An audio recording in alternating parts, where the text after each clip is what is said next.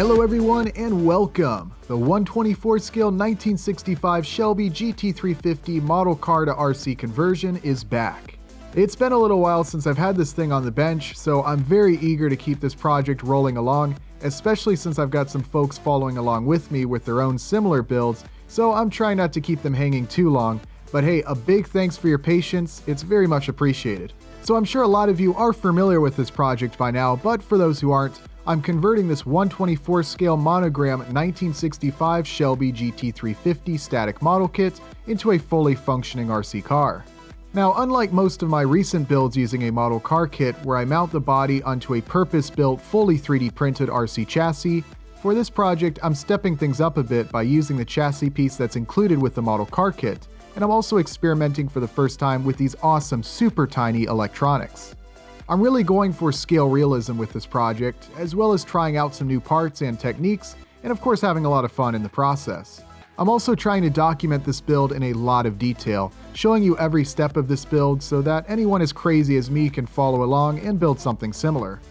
Over on Patreon, you'll find more details on this build, as well as all of the STL files for the custom parts that I've designed for this build. That link is below in the description.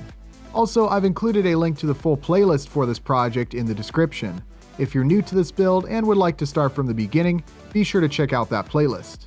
But with all that said, let's dive back into this project and get one step closer to being able to drive this model.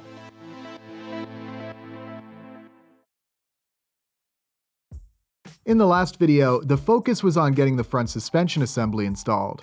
While there are still a few more things that I want to do to the front, some of which I talked about at the end of that last video, today I'm focusing on getting the rear axle installed. Now, normally with custom projects like this, integrating a solid axle rear suspension is much easier than putting in the front suspension. In front, there's steering and an independent suspension to worry about, but in the back, I basically just need to get the axle put in square and hopefully have a decent amount of suspension travel. On this project though, that could prove not to be the case. With that new FC01 front suspension assembly I installed, all I needed to do was cut off the front of this model kit's chassis piece and screw this one on in its place. It looks good and has a nice scale appearance, as well as functions perfectly. While I guess I could back half the rear by basically chopping off this back section of the chassis piece and installing my own rear end, like you might do on a drag car, I'm not doing that with this project. Here I'm going to need to modify the chassis piece to accommodate the suspension links, springs, and of course the axle. That's certainly a bit easier said than done. I started out with a trip to the parts bin, getting the MA10 axle assembly I'll be using for this build, as well as all of these suspension links. Alright, so real quick, I want to do an overview of all these parts that I have sitting here that I think might be used on this project. Starting off with the MA10 rear axle assembly that you see here in the center. We have a couple different sizes. One of them, which is what you see here, is our 53mm width, which is going to match the 53mm front. More often than not, you're going to want the width of your front suspension assembly and rear axle to be the same. This is a 3-link with panhard style rear suspension. It consists of 2 lower links, 1 upper link, and then a panhard bar. Now, as I'm sure you've noticed, I do have 2 panhard bars here. The reason for that is one, as you can see, is slightly longer. I want to have the option of choosing between the slightly shorter one and this longer one. This longer one here is actually intended for 57mm MA10 axles if you were using it with a FFR SC1 chassis. So that's the only reason that I have 2 panhard bars here, just to have the option of choosing between the longer or the shorter one. Along with all of the links, we've also got a couple of mounts here. These are just designed to make it a little bit easier to connect the other side of these links to the chassis, rather than having to custom fabricate some kind of mount. Now with that said, there are going to be some situations where custom making something is going to work out way better than using these, but they're nice if they can be used. Just makes it a little bit easier to get everything installed. These are all one-piece links. As you can see, this is just one piece of plastic right here. Same thing with the panhard bars. Now if you look back at some previous projects I've done, one that comes to mind would be the 91 Firebird Drift build. You'll notice on there that I had separate ends. What I did was I cut a piece of 1.5mm steel rod and then glued the ends onto that. Now that's great because you could make these links any size that you need, any size that you want. You just cut a little piece of 1.5mm steel rod, glue the ends on, and it's perfect, but it's more work. These are actually intended for use with our FFR SE1 chassis. They're just nice, easy, one-piece links. So I'm hoping I can make these work. It's just gonna cut down a little bit of time and effort into having to cut a metal rod, make sure that both sides are the same length in the case of the lower links. I'm gonna try to make these work, but if they don't, we do have the option of custom making whatever size links that we need. Now my MA10 axle here has obviously already been assembled. I've showcased the assembly process of these axles many times before, and to keep this video from being too long, I didn't film the assembly process. If you're building a car along with me, or just an MA10 axle in general, don't worry, we've got both detailed written assembly instructions and a full video tutorial available. If you're watching this video on Patreon, just scroll down and you'll find those links farther down on this post. We do also offer these MA10 axles for sale fully assembled upon request. Just send us a message on Facebook, Patreon, or by email. MA10 kits are also available on our site. I'll go ahead and put the link to that in the description. So with that said, let's get back to the build. So I've got my axle, I've got all the suspension links. Now it's time to start mocking things up and brainstorming exactly how I'm going to mount this axle to the chassis. Right from the beginning, it was looking like a pretty good fit. I was a little concerned that the panhard bar might be a little too close to the gas tank, but after temporarily installing the panhard bar, it looks like it's going to have plenty of room. So one of the things I'm looking at is I want to make sure that the axle is in the center of the wheel well. I don't want it to sit too far back, too far forward. And it just so happens that with these lower links right here, pushing them right up against this edge here on the chassis puts the axle like perfectly centered. It really is tempting if I can find a way to run a screw through this frame rail here, or whatever this is, and those hold on these lower links. Because one of the things you have to be careful of is that the axle needs to be square, can't be off to any angle. And I might have the ability to sort of use these edges here as guides to make sure it's squared up.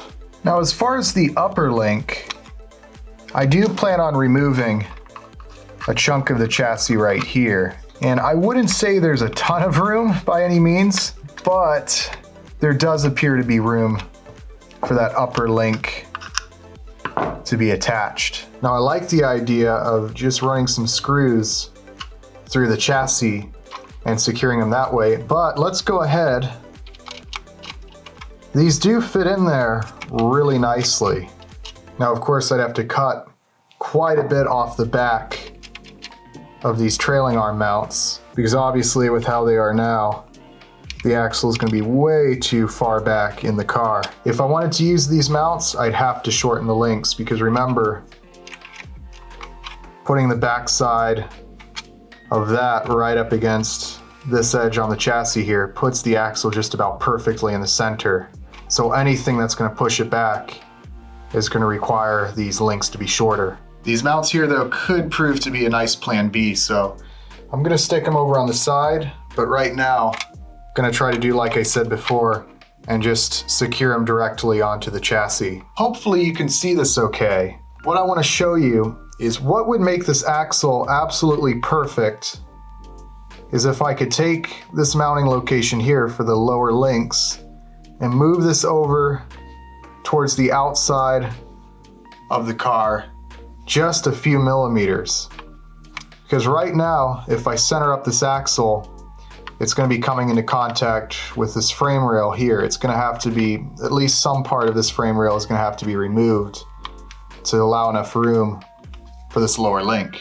So you've got that, and then also right here is where the spring goes. The spring is going to go on the opposite side of this surface that you see right here. It goes between the axle and the chassis. Again, I don't know how easy it is for you guys to tell, but this whole section of the frame is going to have to be removed because right now it's right underneath where the spring needs to go. You've got a nice flat surface and all the room in the world right here for the other side of that spring to make contact with the chassis. But unfortunately, just with the way it's designed, it's lined up perfectly with this frame rail. So in about any other situation, for example, if I was sourcing a rear axle from a 24 scale crawler, and that's if you could even get it to fit like these little MA10s.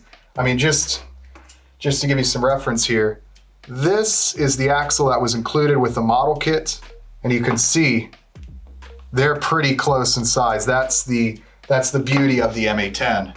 But if I was in a situation like that, well, you gotta work with what you have. However, in this situation, because of the magic of 3D printing, it doesn't take a lot of work for us to just modify the design, bring these mounts out a little bit and bring these in. And all of a sudden, this is gonna fit a whole heck of a lot better. Now, because I'm sitting down at the workbench here, kind of comfortable, and I don't really feel like getting up and modifying the design and waiting for a new part to print out, I'm gonna give myself the challenge of working with this axle as it is here and modify the frame, modify this chassis piece to accommodate it. Let's say I'm in a similar situation to somebody who bought one of these axles off our site, and I've got to work with what I got. However, with that said, if you are one of the people on Patreon who's building one of these along with me, and you'll be printing out your own parts, let me know if you would like me to go ahead and just modify this design, bring those mounts out, and bring those spring mounts in just a little bit. I think it's gonna make it a little bit easier for all of you building along at home. And also, if you've got a similar project to this, but say you're using a different model kit, and you run into a similar situation where like, oh, it's close, but if this was moved a little bit here, if there was just some minor alterations that would help, please send us a message on Patreon. We make little alterations like that pretty frequently. We don't promise anything, but a lot of times we can help you out. And that's just one of the great things about 3D printing. But before I start hacking away at this chassis, one of the things I wanted to do was do a final mock-up with some wheels on the car. Now, like I said, I knew I was close to having the axle positioned correctly when I had those lower links up against that edge on the chassis. But with the wheels on, it became clear that the rear axle was just a tad bit too far back. Honestly, I think for a lot of people it might be close enough, but I just wasn't satisfied with its position. Basically, this means I'm going to need to make some custom lower links that are just slightly shorter than these one-piece links. Another thing I was thinking about was the ride height and suspension travel. Obviously, this here is no crawler, and I don't need the car to have that much travel, but it was clear that I would need to remove a little material from the chassis so the axle would sit higher when the suspension is fully compressed. So I'm cruising right along here, and something I noticed, a bit of a correction for what I said earlier. I thought this was a 53mm MA10 axle, but it's actually a 57mm. As you can see, the track width in the rear is a bit wider than in the front. So that's a bit of a mistake on my end. Generally, you would use the same width front suspension and rear axle. Right now, what I'm gonna do is space out the front tires just a little bit. As you can see, they're just a little bit too far in, and make sure that the wheels can turn without rubbing against the body or the chassis. These aren't the wheels that I'm going to use on this car. These are just for mocking things up, but they're similar in size to the wheels that I plan on making. I'll probably adjust the offset on the wheels that I make for this car slightly to bring them in just a little bit, but as you can see, they really can't come in much further than where they're at right now.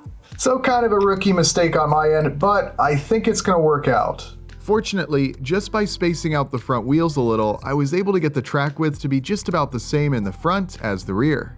I could have just switched to using a narrower 53mm MA10 axle, however, I'd have to hack more of the chassis away to use a narrower rear axle, and this 57mm MA10 fits pretty well as we saw earlier.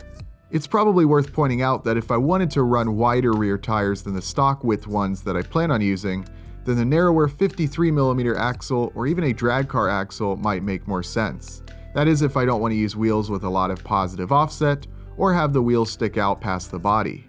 Using a wider 57mm front suspension assembly is also an option, and if you're going for perfection, that's probably the correct thing to do rather than just spacing out the front wheels. In this case though, I'm fine with just spacing out the front wheels. I've already got the front suspension installed, and I don't want to go through the effort of assembling and installing a whole new front suspension.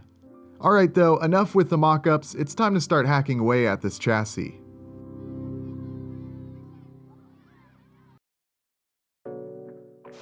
So it's finally time to start cutting.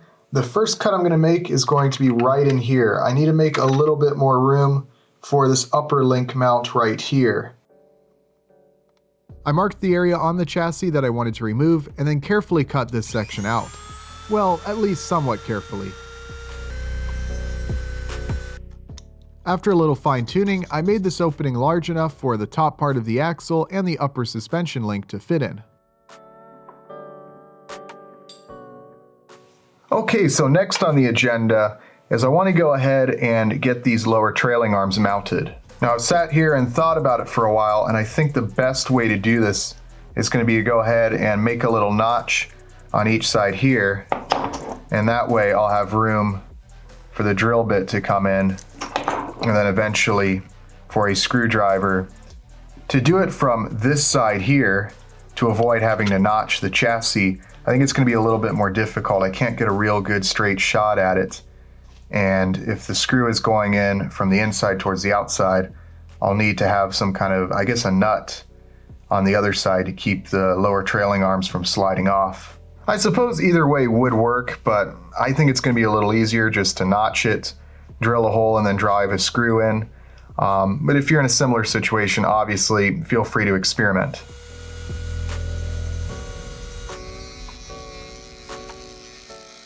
After making notches on each side of the chassis, I carefully drilled out the holes, making sure the lower links would be positioned where I wanted them, and secured them with machine screws.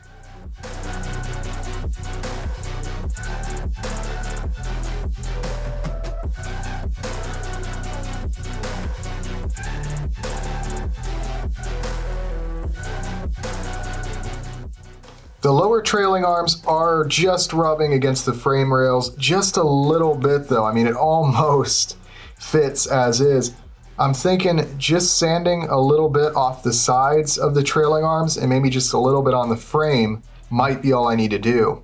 Before I was thinking I might need to do some serious hacking on the frame rails, really shave those down, but actually I think I might not need to do much. It just barely rubs a little bit there. I think I might be able to maintain a lot of that frame. Of course, the idea is to keep as much of the model car frame intact as possible, so hopefully that works out. When the suspension is fully compressed, I want the axle to sit a little lower, so what I'm going to do is I'm going to carefully sand down this area right here where the lower trailing arms are resting on. I'm going to do this as carefully as I can, just remove as much material as possible without breaking through, and hopefully that's enough to just drop this axle down just a little bit. It doesn't need to go down much further than where it's at, but hopefully I can get another millimeter or two out of it.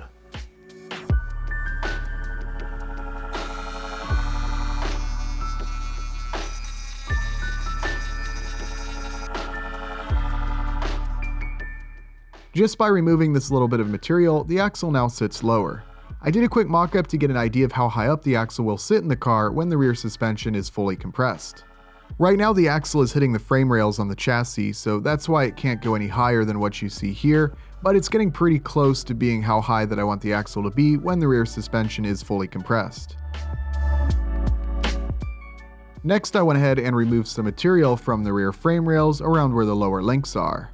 I just wanted to remove enough material so that the lower links don't rub, but still leave as much of the frame rails intact as possible.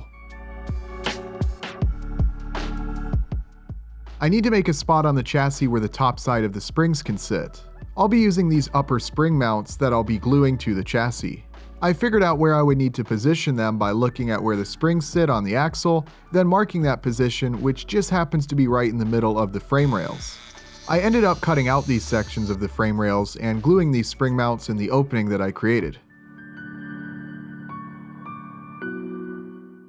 It works just fine on this model, but I wouldn't recommend trying this on a full-size car. So now I'm going to go ahead and put in the panhard bar and get the panhard bar mount secured to the chassis. I chose the longer of the two panhard bars as I think that's going to fit a little better. We'll see in just a minute.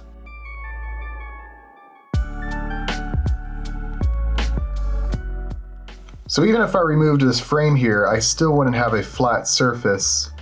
So I think what I might have to do is make a flat surface here on the frame. I'm probably going to chop off these two screw holes and then just glue it to the chassis.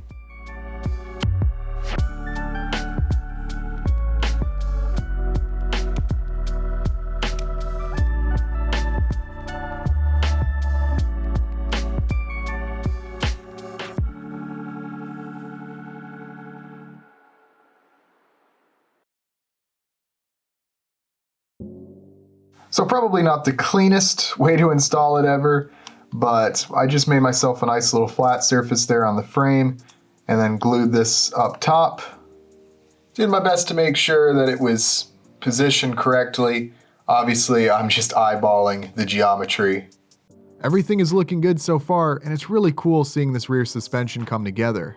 Now with the ride height that I plan on having this car at, the panhard mount should probably be a little shorter than what it is here, but I think it's going to work just fine. The final thing I'm going to be doing in this video is securing this mount for the upper link.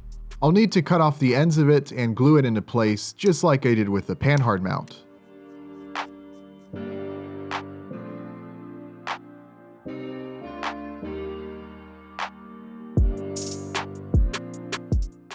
Since the upper control arm mount will actually be glued to the bottom of the interior tub rather than the chassis piece, I needed to secure the interior tub to the chassis piece prior to gluing that mount into place.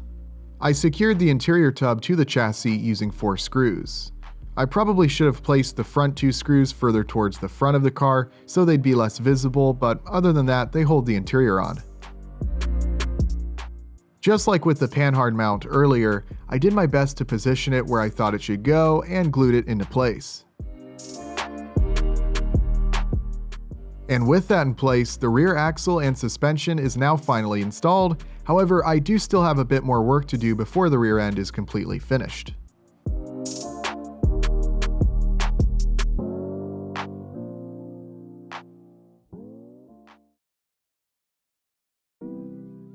Alright, so that was a late night of building that you just saw. I'm back the following day, a little fresher and more awake, ready to kind of recap this rear suspension install and talk about a few things that I still need to do. So first I have to say, this is a pretty good model kit to do this type of build with. I didn't really need to cut much of the chassis. The 57mm MA10 axle I used fit very well, and I could easily make it fit even better by changing the lower link mounting location on the axle and the spring seat, like I talked about earlier in this video. You certainly could put in a 53mm axle, which is a little narrower, but you'd have to hack more of that frame away, and you wouldn't be able to use the frame as a mounting location for the trailing arms like I did here. Since I'm using stock width wheels and tires on this car, I don't need that narrower rear axle. However, if you want to run like some really wide deep dish wheels, you may need a narrower axle. If I could start this build again, I would probably go ahead and put the wider 57mm width FC01 front suspension assembly on so it would match the rear axle width, but to me it's not really a big deal just to space out the front wheels on this project. I am going to go back to the prior post on Patreon and make a note of what I just said here so that anyone in the future will have this information and might choose to install the wider front suspension. Now there are still 2 things that I need to do before this rear suspension will be complete. First, I need to make some slightly shorter lower links. You could almost get away with using these convenient one-piece links that I used here, but I'm going to fine-tune my suspension a little and get the axle centered as best I can in the wheel well. What I can do is, once I figure out exactly how long I want to make these lower links, I can make a one-piece link like you see here that's the correct size, so you can just print it, put it on, and you're done. No cutting or measuring is needed.